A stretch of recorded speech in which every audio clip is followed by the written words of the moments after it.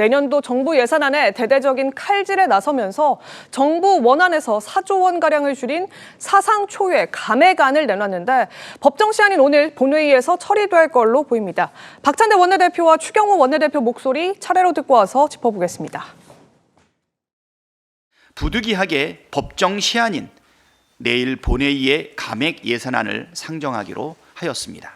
민주당이 예비비와 특할비를 삭감한 것은 잘못된 나라 살림을 정상화하기 위한 특단의 조치라는 점을 강조드립니다.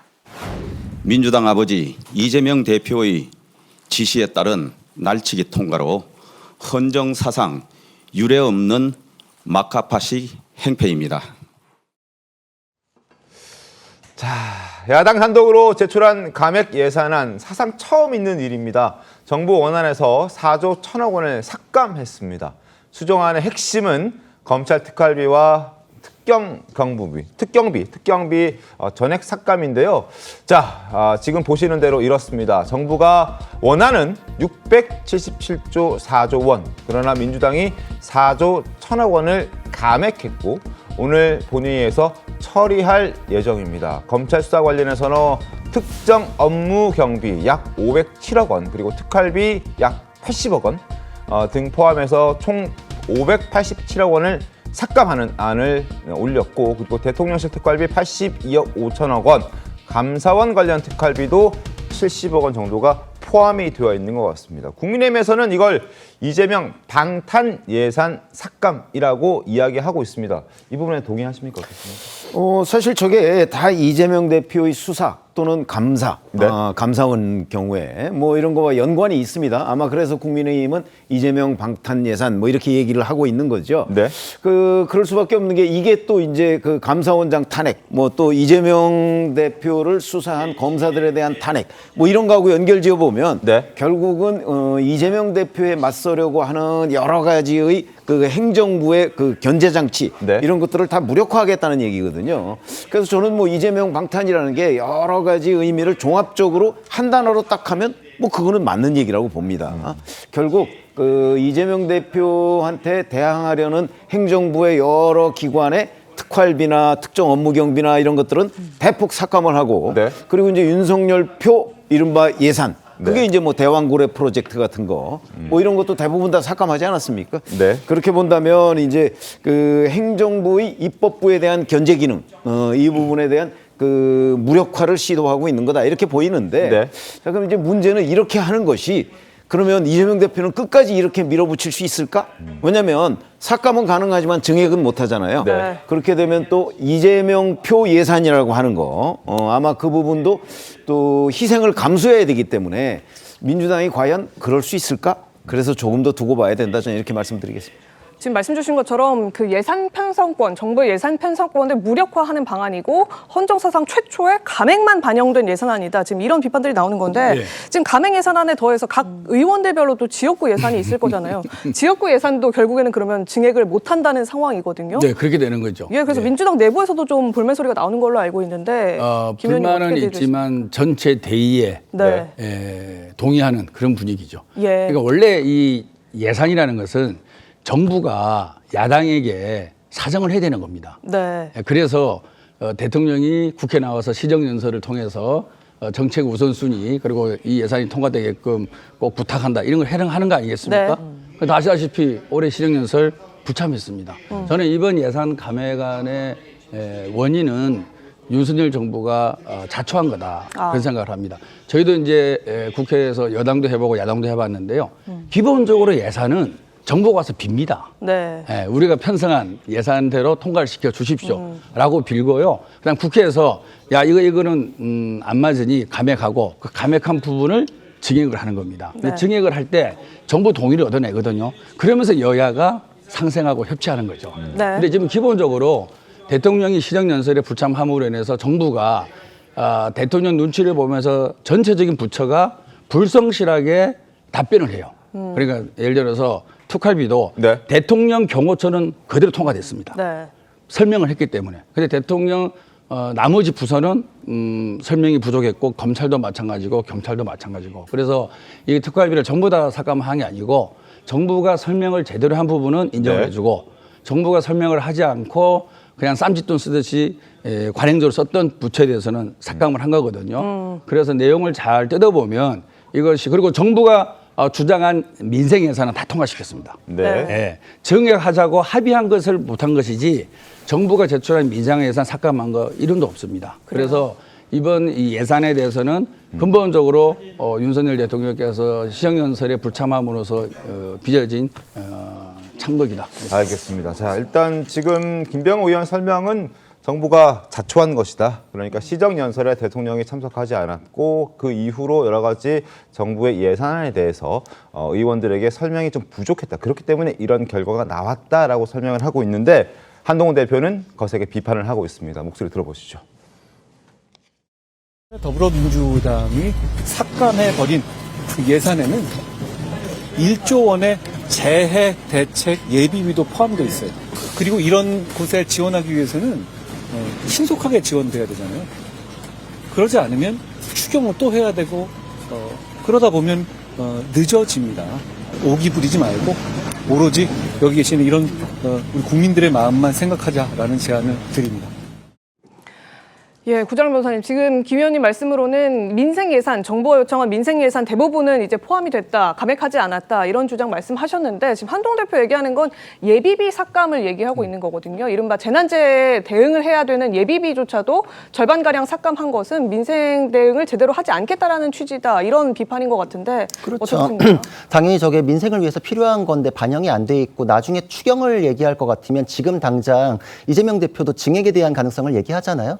증액할 수도 있는 거를 지금 일방적으로 깎았다는 것 자체가 힘자랑했다라고밖에 볼 수 없고 그 이유에 대해서도 윤석열 대통령이 시정연설 불참에 대해서 이유를 찾는 거는 결국은 힘자랑이고 괘씸하다 이렇게밖에 해석할 수가 없는 것인데 지금 특활비나 특경비에 대해서 깎는 게 이 정부에서 갑자기 편성한 예산이 아니라 이전 정부에서 있었던 예산안 그대로 거의 그대로 왔어요. 그러면은 이게 잘못된 예산을 바로잡는다 박찬대 지금 의원께서 얘기하셨는데 그 말이 맞으려면 그럼 문재인 정부 때는 필요 없는 예산 수백억씩을 지출했다는 얘기인가요? 그런 자백인가요? 말이 안 되잖아요. 그리고 이거에 대해서는 지금 공개가 불투명하다라는 걸 또 핑계로 삼는데 특활비나 특경비에 대해서는 특수성이 있는 건 모두가 다 아실 거예요. 그럼 비슷한 논리대로라면은 국회에도 특활비가 있는데 왜 그건 삭감을 안 하죠?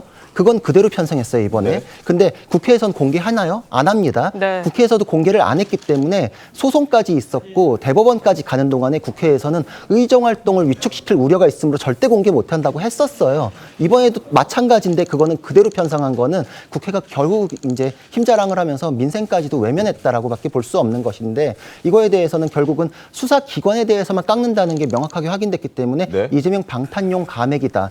왜냐하면 그거에 대해서는 얼마 전에 민주당에서 주도한 시위에서 경찰과 충돌이 있을 때 그걸 이유로 삼아서 감액하겠다는 얘기가 나왔었어요. 맞습니다. 여러 가지로 봤을 때는 민주당의 의도는 힘자랑, 이재명 방탄 이렇게 정리할 수 있다 생각합니다. 알겠습니다. 그런 가운데 이재명 대표는 어제 경북을 찾았습니다. 양보는 없다던 박찬대 원내대표와 좀 달리 수정 가능하다 뭐 이런 취지의 목소리도 냈는데요. 그 목소리 한번 들어보시죠.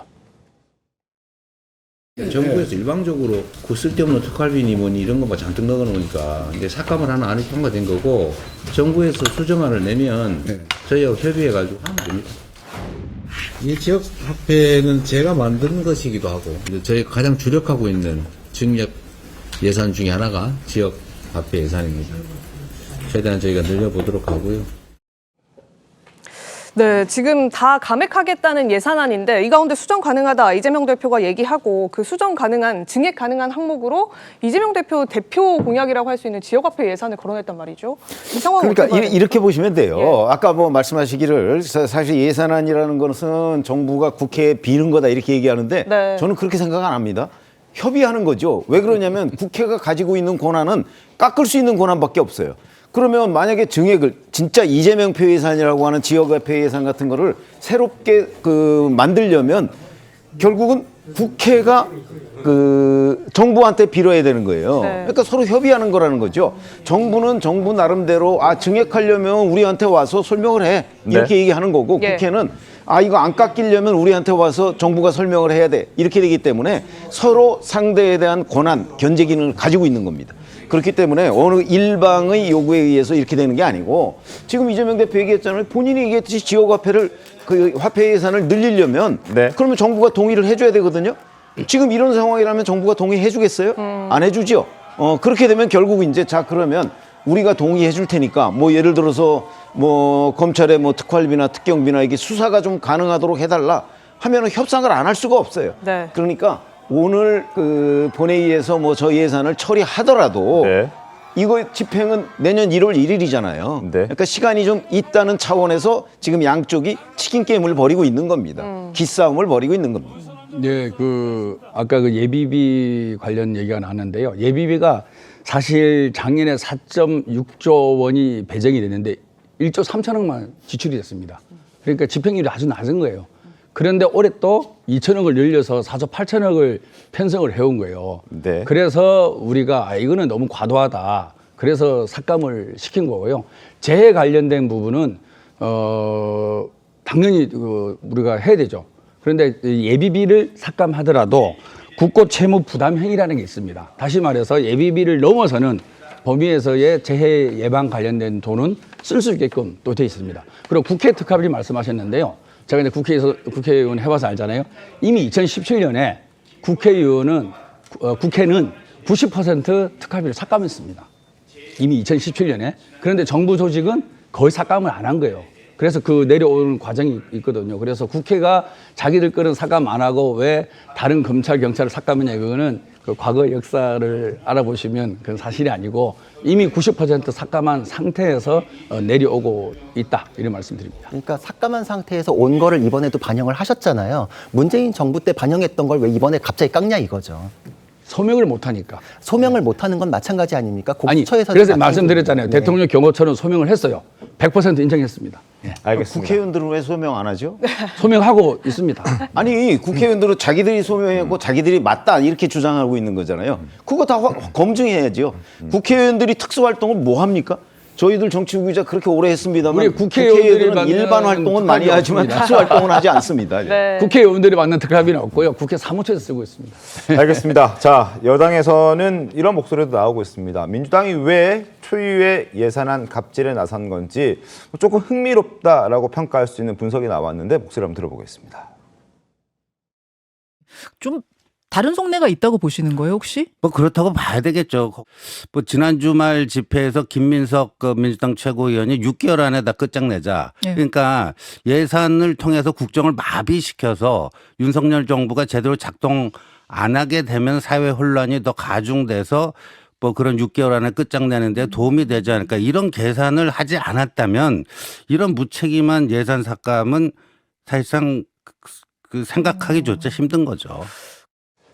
예산 삭감이 좀 무책임하다라고 지금 신지호 부총장은 이야기를 하고 있습니다. 그리고 지난 주말에 민주당의 5차 장외 집회에서 나왔던 김민석 수석 최고위원의 발언을 저희가 직접 한번 들려드리도록 하겠습니다. 들어보시죠. 국회 임기는 윤석열보다 1년 길고 국민 임기는 영원 무고. 이승만, 박정희, 전두환, 박근혜 다 못 버텼는데 무슨 수로 버팁니까? 50일 후 트럼프 취임 전에 판을 바꿉시다. 성탄절엔 주술 정권 퇴치를 노래하고 송영길 10명만 모여도 시국선언을 하고 트럼프에겐 평화로 노벨상을 구원합시다. 25주 6개월 안에 승부를 냅시다. 네, 지금 보신 것처럼 김민석 수석 최고 지난 주말 장외 집회에 나서서 6개월 안에 승부를 보자 이런 취지로 사실상 윤석열 대통령 탄핵을 시사하는 발언을 했는데 이걸 이제 여권에서는 그 예산안을 다 이제 장악을 해서 윤석열 정부 사실상 국정 마비시키고 6개월 안에 탄핵을 추진하자 이런 취지 아니냐는 해석이거든요. 정 변호사님. 그래서 저는 침소봉대 같습니다. 예. 왜냐하면 지금 예산안에 대한 논쟁이 계속되고 있지만 총 670조 중에서 4조 1,000억 정도가 감액된 거거든요. 4조 정도가 감액됐다라고 해서 국정이 마비된다라는 말은 저는 불안감을 조성하는 이야기라고 생각합니다. 그럼 왜 6개월인 겁니까? 글쎄요, 이 6개월이라는 부분은 아무래도 이제 집회 과정에서 나왔던 이야기들이고 사실은 집회 과정에서는 지지자분들도 많이 계시는 상황이기 때문에 발언들이 조금 더 강하게 나올 수 있다라는 점도 고려를 해야 될 것 같습니다. 사실 뭐 5호 25, 25주 6개월 뭐 이렇게 얘기가 나온 것 같기는 한데요. 사실 이 6개월이라는 것 자체에 뭐 의미를 부여한다라기보다는 지금 결국 윤석열 정부의 실정에 대해서 야당과 그리고 국민들이 함께 규탄하는 목소리를 내야 된다. 여기에 방점이 찍혀 있다라고 보이고요. 사실 이 집회의 가장 중요한 부분은 당연히 김건희 여사에 대한 특검법을 거부하지 말라는 것이었는데 이미 대통령께서 또 거부권을 행사를 했고 그 이후에 이제 재표결이 앞으로 남아있는 상황이기 때문에요. 그 과정에서 국민들의 민심을 모아서 이 특검법이 반드시 통과되어야 된다. 뭐 이런 취지의 이야기로 좀 해석이 된다라고 보입니다. 그 예산안 감액은 4.1조에 불과하다고 한다면 오늘 본회의에서 또 추진되는 건 감사원장 탄핵이잖아요. 이 부분은 국정마비 초래하는 데 영향 미치는 거 아닙니까? 글쎄요, 감사원은 아시다시피 위원회 구조입니다. 예. 감사원장이 탄핵이 만약 소추가 된다라고 하더라도 직무대행 체제로 분명히 운영이 가능한 부분이 있고요. 그렇기 때문에 감사원장이 탄핵 소추가 되었다라고 해서 이 자체로 국정이 마비된다 이렇게 보는 것은 저는 좀 너무 심한 정치 공세 아닌가 생각합니다. 근데 감사원 구조가 그러면 3대3 구조가 되잖아요. 이제 그러면은 팽팽하게 맞설 때 결정이 나지 않고 첨예한 사안일수록 뒤로 밀릴 수밖에 없다라는 문제점이 지금 현재 있습니다. 그리고 어디에나 위원장이 누군지는 매우 중요한 문제예요. 국회에서도 상임위원장 자리 민주당이 독식하기 위해서 그렇게 뭐 문제를 일으켰었는데 위원장이 누군지에 따라서 진행이 다르고 결론이 달라지거든요. 뭐든지 그래요. 대법원도 그래요. 대법원장 누구 앉았는지에 따라서 사법체계가 무너졌네 어쩌네 이런 여러 가지 평가들이 나왔지 않습니까? 근데 감사원장에 대해서는 헌법상 독립된 기관인 거를 아는데 거기에 대해서 헌법과 법률의 명백한 중대한 하자에 대해서 얘기를 못하면서 네. 민주당이 여태까지 탄핵 추진했던 거 다 기각이 났음에도 불구하고 하는 것은 독립된 헌법기관에 대해서 그 기능을 마비시킨다 이런 거 이외에 다른 사유는 찾기 어렵다. 그럼에도 불구하고 누군가 권한대행을 하니까 문제없다라고 하면 그냥 상시적으로 탄핵해도 뭐 누군가 하겠지요란 말밖에 안 되기 때문에 좀 무책임하다 이런 생각을 합니다. 알겠습니다.